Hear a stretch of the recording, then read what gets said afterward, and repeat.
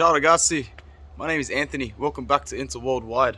Life is busy, very busy. I was meant to do this video this morning at about 8:30 and just did not get a chance to at all.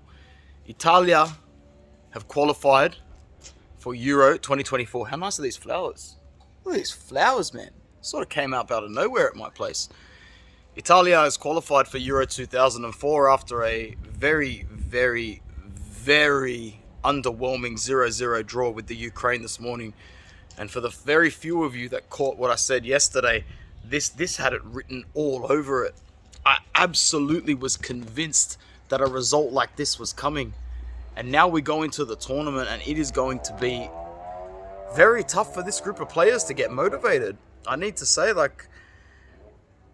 it's going to be a tough one, a very tough one. But just focusing on today's game and to give a little bit of a reaction, I think that there were very few players that performed well.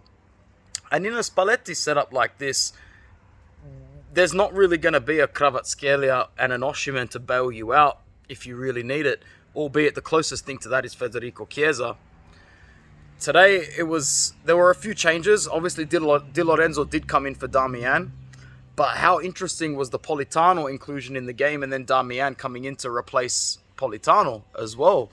So Spalletti, I think, got that one right, though, because I was very happy with Chiesa coming off, because, in my opinion, despite him being one of the better players, he still gave the ball away a fair bit, especially in the opening 20 minutes, and then especially again in his last 15 minutes. And he was getting banged up and bruised. There was one point where he hobbled over as a second man to defend and then got chopped down. He's even pointing at his leg, looking at his bench going like, I'm frustrated, like this, almost like he's in pain. Federico Chiesa was very close to copping an injury today, in my opinion. And he needed to come out at that point. The other players that, like for Jorginho as well, for all his pass completion stats, how many of his passes are just backwards? He's just a backwards pass merchant. He's a ticker in midfield when the game's going well and when you're up. But when you're looking for a goal, just how creative is Jorginho? Really, how creative is he? I thought Barella once again showed his class today. And I think that he'll definitely be a starter going into the tournament. There's no doubt about that. I just hope that he gets paired up with the right players, because today the midfield once again lacked control, lacked cohesiveness. It was a back and forth game with the Ukraine from the get-go, from the absolute get-go.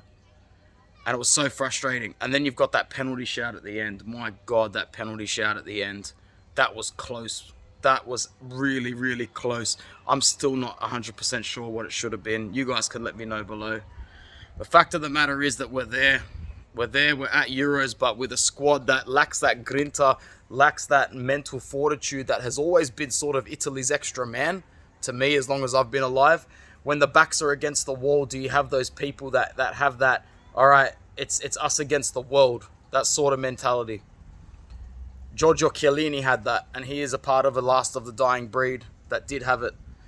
Maybe he's coming in as a managerial role because I know Buffon works closely with Spalletti, but we could use someone like Grande Giorgio right now, because it's not looking good, man. It's not looking good. I'm happy to be at Euro 2024. Don't get me wrong. I am happy. But to draw with the Ukraine 0-0 away, not even playing in the Ukraine, playing in Leverkusen, it summed up what this Italian team really is.